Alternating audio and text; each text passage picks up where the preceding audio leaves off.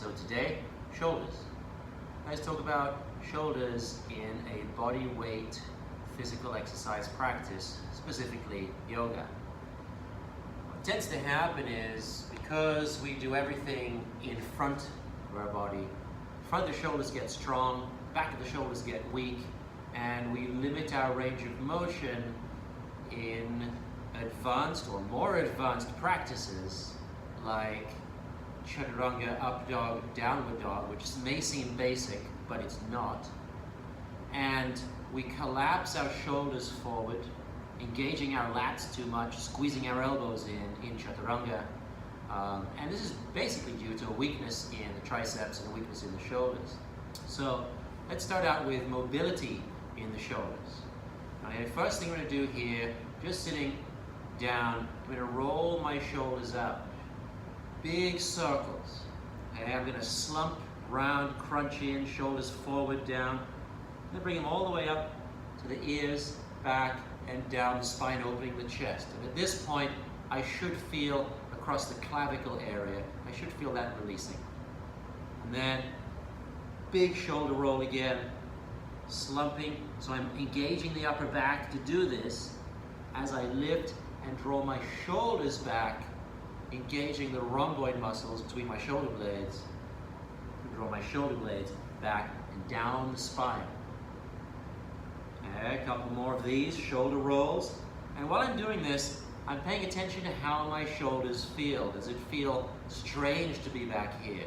Does it feel more comfortable to be slumped forward the way I would sit on a couch, for example? Okay, a couple of big shoulder rolls here.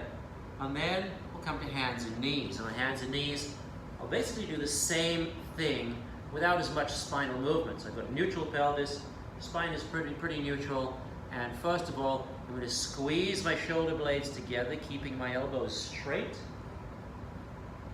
and then separate my shoulder blades, pushing the floor away. Squeeze shoulder blades, don't bend the elbows, and separate.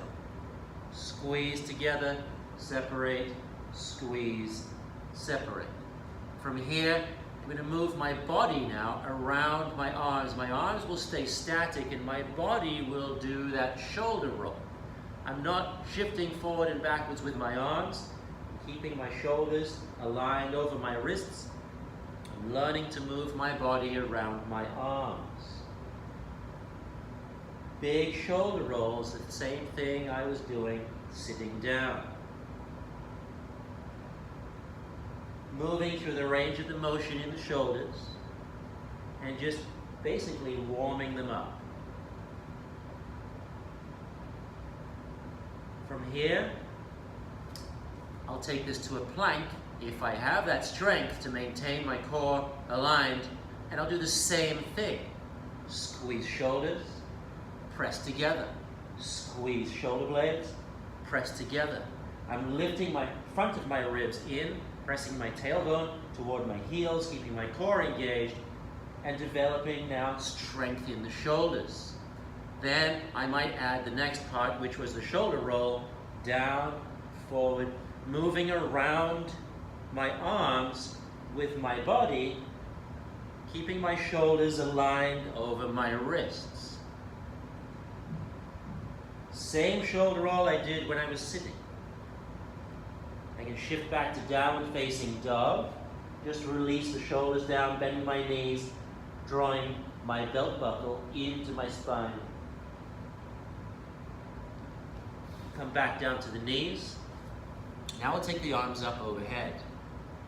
When we're doing handstands, or we're bringing the arms up overhead, we tend to end up in this position. And if there's no mobility in the shoulder, in the lats, and in the serratus muscles between the ribs here, then what tends to happen is I find this crunch into my lower back to get my arms overhead, whether I'm sitting or standing or in downward dog. What I really want to try to develop is this range of motion where I can keep my pelvis neutral, the front of my ribs in, and my arms overhead around my ears. Because this is how I would perform a handstand as well. Same with downward facing dog. I want to collapse into the lower back. Okay? So, I'll swing the arms back. I bring them all the way up, keeping the ribs in. Swing the arms back. keep them all, bring them all the way up, keeping the ribs in. Do a couple more like this.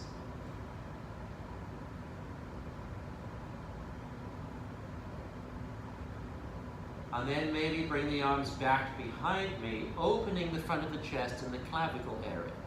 Bring them back to prayer. We can also do this standing in Samistiti, equal standing pose. Hands come back, palms turn up, external rotation. Draw the ribs in, bring the arms up without collapsing the lower back. Take it back down again, behind me. Palms to prayer. So what I'm doing now is strengthening the upper back and opening the front of the body, the top of the chest and the front of the shoulders that become tight through doing push-ups or chaturanga or arm balances or pretty much everything that I do with my arms in front of me. Couple more like this, arms behind, opening the front of the chest, and you should feel this in the front of the chest and the front of your shoulders. You should feel those muscles releasing. My hands are way back here. And then back down. From here, in a plank position, I'll come to downward facing dog without walking my feet forward. I'm going to keep my hands about shoulder width and try to get the webbing between my index fingers and thumbs rooted down into the mat. And then I'll just hunch my shoulders up overhead. I'm going to press the floor away and try to touch my ears with my shoulders. And then relax my shoulders and my head comes closer to my thumbs. Once again, hunching the ears up to the shoulders and then relaxing. Hunching the ears up to the shoulders and then relaxing. Couple more. Hunching the ears up, releasing, and I'm not bending the elbows at any point here. There's a tiny, tiny bend in them because we don't lock our elbows when we have weight on them. But for all intents and purposes, I'm keeping my arms basically straight. Couple more here. Hunching the shoulders up to the ears, releasing. Hunching the shoulders up to the ears, releasing, and then I'll drop down. And I'll bring my arms up overhead and do the same thing in a kneeling position. Bring my arms up to my ears and then release the shoulders down. Arms up to the ears and release the shoulders down. This is what I was doing in downward facing dog, except my hands were turned in a different direction. Naturally, they're overhead, I bring the thumbs back. Up to the ears, down. Up to the ears and down. Release behind and relax. So shoulder mobility. For strengthening the shoulders, there are a few exercises. One of the most basic is a shoulder press that you would do in the weight room with your weights over your head. I can do that same movement in downward facing dog. I'll take my hands just off the edge of the mat so only my thumbs are on the mat. I'll find a plank position. Then I'll find a downward facing dog position and maybe walk my feet forward 3 or 4 inches. From here, I'm going to imagine that there is a piece of string tied between my 2 thumbs, or a straight line drawn between my 2 thumbs. And I want to touch my forehead to that line without putting any weight on it, and then pressing back. I don't want to do this with my hands shoulder width like I would be in a plank. I want to go a little wider, and I'm going to go even wider here with my tips of my thumbs just touching the mat. Bend, touch down between the thumbs, not behind them, and press back to downward dog. I call this drinking dog pose. Touching the forehead, I'll hold for 5, 4, 3, 2, 1, and then press back to downward dog again. Couple more. Touch and hold. Pressing back. And one more time. Touch and hold. And then pressing back to downward facing dog. And there we can drop to the knees and release the shoulders and relax.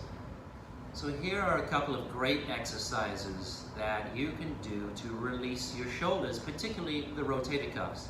And the rotator cuffs comprise of 4 small, weak, and tight muscles that help externally and internally rotate your shoulders, and they get injured quite easily.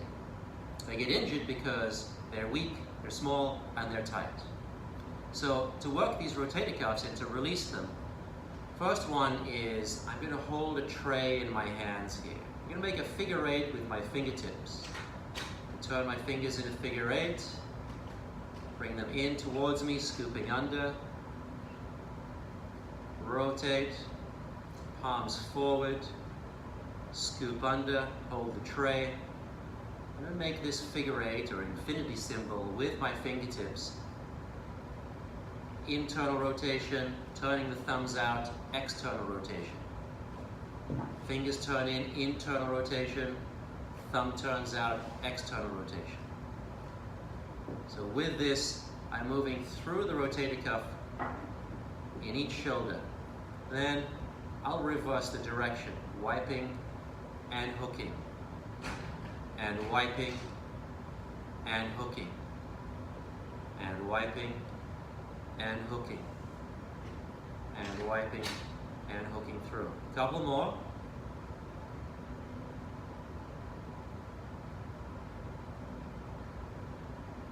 Good. And then from here, do another one. I'll bring the palms up together, so the little fingers and the blade of the hand is touching, and the elbows touching. I'm going to splash water on my face. Come underneath, backs of the hands come together, and then I'll come back up. Turn the palms up, elbows together, splash water on my face, come underneath, palms turn up, and keep this going. I'll show you from the side, splashing water with the elbows together, backs of the hands together, coming underneath. A couple more like this. External rotation, thumbs out. Internal rotation, thumbs down. External rotation, internal rotation. Then we'll switch directions. This direction is a little bit more challenging. I come underneath, keep the wrists pressing together, elbows together, open the arms as far as I can with the elbows touching. Then straightening the arms, I'll rotate, internal rotation, thumbs down, external rotation. Keeping the arms straight as I rotate.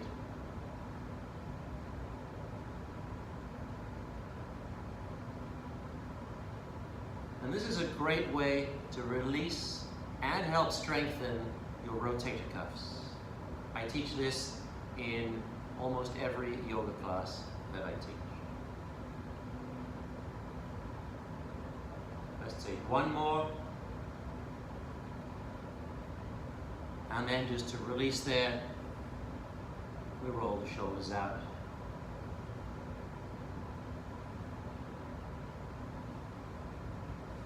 And that's how to release your rotator cuffs.